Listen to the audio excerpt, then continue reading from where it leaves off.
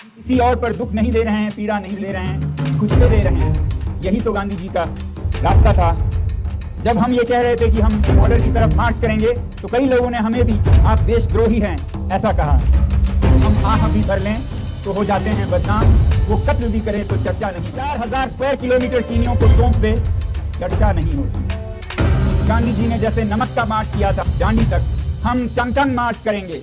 हम इन्हीं चरवाहों के साथ जाएंगे, वो हमें दिखाएंगे कहां तक हमारे चरागे थे, आज कहां पहुंच गए हैं। जेल बरोदा आंदोलन के लिए मैं कहूंगा तैयार रखें अपने जेलों को खाली साफ करके, हम आ रहे हैं। जरूरत पड़े तो लद्दाख में भी असहयोग आंदोलन होगा आने वाले हफ्तों या महीनों में। जो यहाँ पर सरकार है वो पैरालाइज हो जाएगी, अपंग हो जाएगी। कल मैं आप लोगों को एक अपडेट दे रहा था यहाँ पर कि सरकार बहुत ओवर रिएक्ट कर रहे हैं और यहाँ पर युवकों को, कार्यकर्ताओं को पकड़कर उनसे ज़बरदस्ती बॉन्ड्स लिखवा रहे हैं।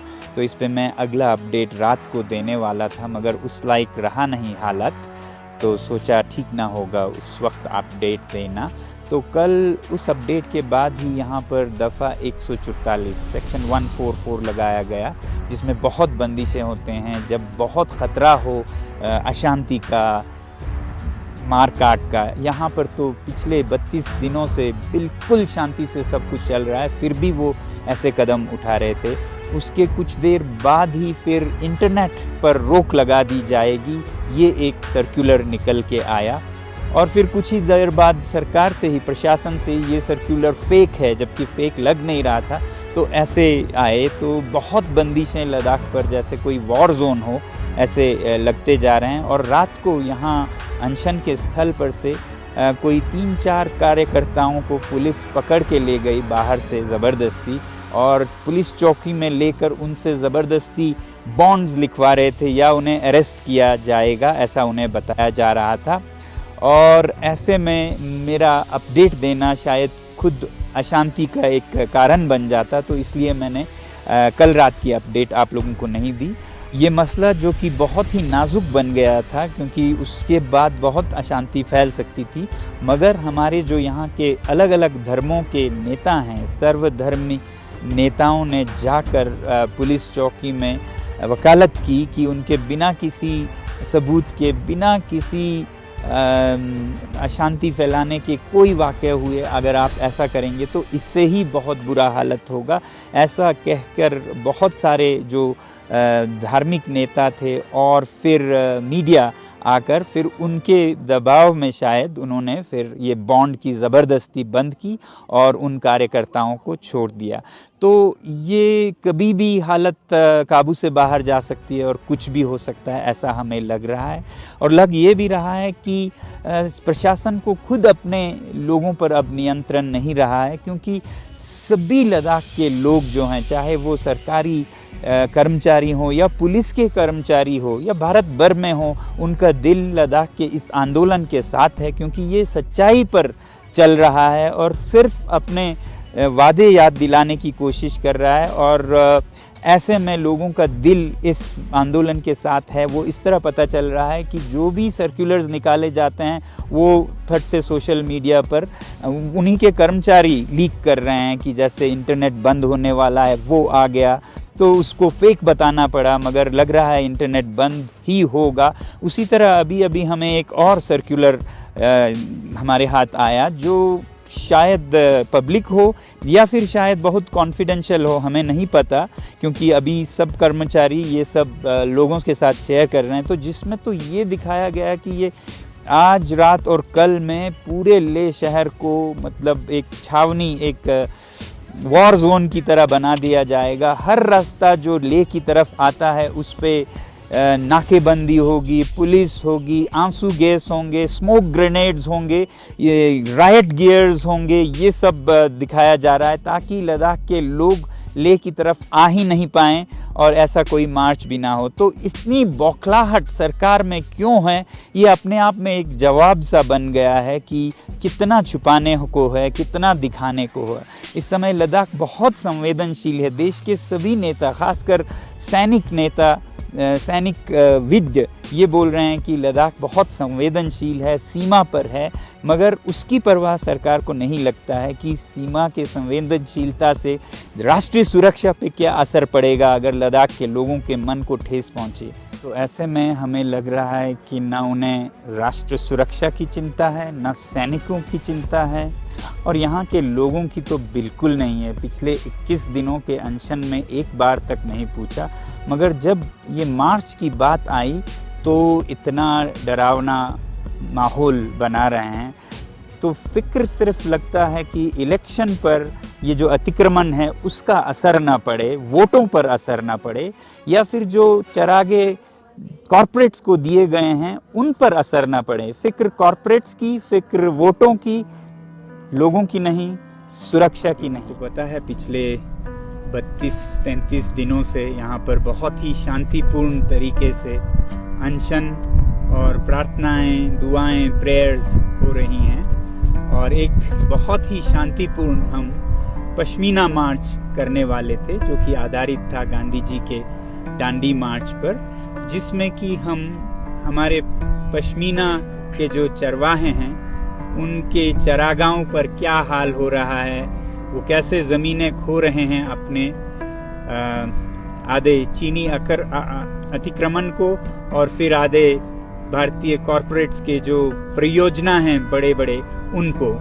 तो हमारा पर्पस क्या था पहले ये बताएं कि इस हालत के बारे में देश भर में जागरूकता फैलाना, ताकि सारे नागरिकों को पता चले कि लद्दाख क्यों संरक्षण की मांग कर रहा है, और बिना संरक्षण के लद्दाख पर, लद्दाख के चरवाहों पर, लद्दाख के जनजातीय, ट्राइबल, इंडिजिनस, नोमैडिक हर्डर्स पर क्या गुजर रही है, उनके ज़मीनों के साथ क्या हो रहा है। ये अवेयरनेस, ये जागरूकता फैलाना हमारा मेन मकसद था। हमें मालूम था कि ये जो मार्च है उसे शायद रोका जाए, क्योंकि बहुत कुछ छुपाने को, दबाने को है, ऐसा हम समझते हैं।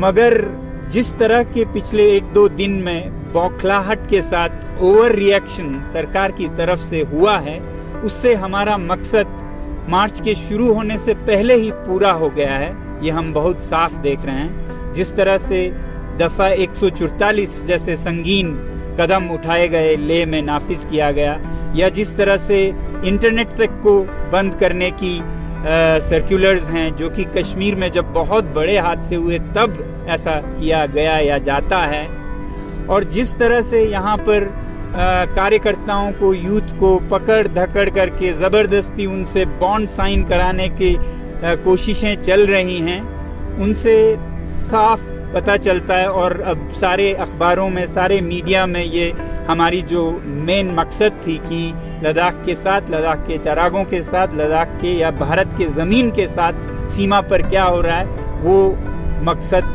पूरा पहले ही हो गया, ये हमें साफ दिख रहा है। अब हमारा मकसद क्या नहीं था वो बताएं, क्या था अभी बताया। क्या नहीं था कि हमारा मकसद कोई दंगा हो, फसाद हो, नेशनल सिक्योरिटी को कोई थ्रेट पहुंचे, लोगों के और प्रशासन के साथ भिड़ंत हो, ये हमारा बिल्कुल मकसद नहीं था। मगर अब जो ये स्टेप्स, ओवर रिएक्शन सरकार से हो रहा है, इसमें बहुत खतरा है इसी का कि ये जो नाकेबंदी हो रही है, लेह को एक वॉर जोन की तरह बना दिया गया है। जो सर्कुलर्स आपने देखे हो तो हर रास्ता जो लेह की तरफ आ रहा है उस पे बहुत बड़े संख्या में रायट गियर में पुलिस या अर्धसैनिक दस्ते बिठाए गए हैं। स्मोक ग्रेनेड्स, टीयर गैस और हथियारों से लैस जिस तरह से पूरे लेह को बंद किया जा रहा है एक जंग मैदान की तरह, और जिस तरह से अरेस्ट हो रहे हैं, जिस तरह से लोगों को इनकन्वीनियंस हो रही है, कोई दूर से आए कारगिल से, कोई पेशेंट या नुब्रा से, तो उन सब को दिक्कतें रास्तों में दी जाने की पूरी योजनाएं हैं या अभी से रोके जा रहे हैं। उन सब को देखते हुए हमें ये लगता है कि इस ओवर रिएक्शन में ही फसाद, दंगे होने का बहुत डर है। या तो कहीं कोई आ रहे हों, उनके साथ गर्मा गर्मी में भिड़ंत हो और फिर दंगे हों, या फिर ऐसे कुछ किया कराया भी जा सकता है ताकि इस शांतिपूर्ण आंदोलन पर एक अशांति फैलाने का, हिंसा फैलाने का इल्ज़ाम लगे और फिर इस आंदोलन को ही बंद किया जाए। इन दोनों संभावनाओं को देखते हुए हमें लग रहा है कि हमारा जो मकसद था मेन, जो कि जागरूकता भारत भर में सारे नागरिकों में, ताकि वो अपने फैसले खुद कर सकें चुनावों में भी कि लद्दाख के साथ क्या हो रहा है, लद्दाख के चरवाहों और भारत के सीमा पर क्या हो रहा है, तो ये हमारा मेन मकसद था। तो इस तरह के अभी के हालात को देखते हुए हमें ये लग रहा है कि अभी जो सरकार है वो एक तरह से एक पागल हाथी की तरह बर्ताव कर रही है। उन्हें ना भारत की सुरक्षा का फिक्र है, ना यहाँ के लोगों के मुश्किलातों का या उनके मन को जो ठेस पहुँचेगी उनका फिक्र है। उन्हें सिर्फ फिक्र ये लग रहा है हमें तो कि उन्हें फिक्र है कि इसका भारत के चुनाव पर ना फर्क पड़े, उनके वोटों पर ना फर्क पड़े, किसी भी कीमत पर चाहे शांति चली जाए या हिंसा हो, सीमा से जाने से इन्हें रोका जाए। तो ये जो अभी पागलपन सा हम देख रहे हैं, इसको देखते हुए हमें बहुत चिंता हो रही है कि राष्ट्रीय सुरक्षा का और यहाँ की शांति का, क्योंकि किसी को तो सोचना होगा। अगर सरकार नहीं सोचते तो हमें नागरिकों को ही सोचना होगा। तो क्योंकि हमारा मकसद लगभग पूरा हो रहा है जो हमारा अवेयरनेस का था, तो इसको देखते हुए हम सब अभी काफ़ी देर तक मीटिंग कर रहे थे और हमने ये कहा कि हालत को देखते हुए जिस तरह से बिगड़ सकता है या हिंसा फसाद हो सकता है, उसको देखते हुए जो मार्च है उसको हम विड्रॉ करेंगे। जो पश्मीना मार्च है, हमारा जो मकसद है वो पूरा हुआ, उसके बाद भी हम करें और कुछ नाखुशगवार या दुर्भाग्यपूर्ण घटना हो तो ये सब के लिए बहुत दुखदायक होगी। और जिस तरह से लोगों को असुविधा होगी, मुश्किलातें होगी, कहीं इंटरनेट बंद किया जिससे टूरिज्म बिजनेसेस पे असर हो रहा है, रास्ते रोके जा रहे हैं जिससे मरीजों को, दूर जाने वाले लोगों को भी वो हो रहा है, और जिस तरह से युवाओं को पकड़ दकड़ कर रहे हैं, कहीं भी कुछ भी हो सकता है, तो इसका फिक्र हम कर रहे हैं। और हम ये कहना चाहते हैं कि इस मार्च को हम अपनी तरफ से विड्रॉ करेंगे और उम्मीद ये करेंगे कि ये जो नाकेबंदी और जो दबाव का माहौल, जो जंग का सा माहौल है, उसे सरकार जल्दी से जल्दी हटाएंगे। ये 144 का जो लोगों को मुश्किलातें होंगी उसको भी हटाएंगे, इंटरनेट बहाल करेंगे और जल्दी जल्द अमन और शांति दोबारा से लाएंगे। हमारी यही उम्मीद है और हम अपने यहाँ पर फिर से प्रार्थनाओं के साथ और शांतिपूर्ण जो हम अपीलें कर रहे हैं, अनशन कर रहे हैं, वो जारी रहेगी। तो यही हमें आज आप लोगों को बताना था कि जिस तरह के ख़तरे हैं, रिस्क हैं सोसाइटी में अशांति होने की, उनको देखते हुए ये हम विड्रॉ कर रहे हैं।